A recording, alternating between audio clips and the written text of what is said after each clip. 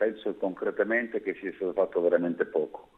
Va bene il discorso della rateizzazione per chi non ha potuto pagare le imposte in 24 mesi per il 50%, però nel decreto c'è una cosa grave, che va dichiarata, un investimento fatto a Chioggia di parecchi milioni di euro viene di fatto abrogato da una legge, cioè nel momento in cui noi dovremmo fare gli investimenti, creare occupazione, con un decreto si stoppano gli investimenti da una parte e dall'altra parte si bocciano gli investimenti autorizzati dai stessi ministeri.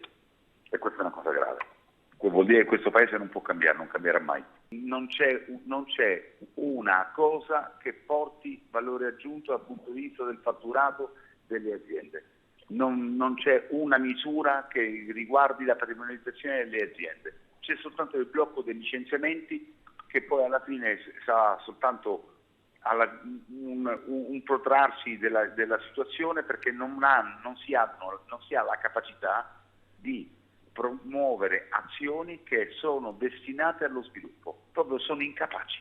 Loro sono incapaci di pensare allo sviluppo, lo dico in maniera molto chiara.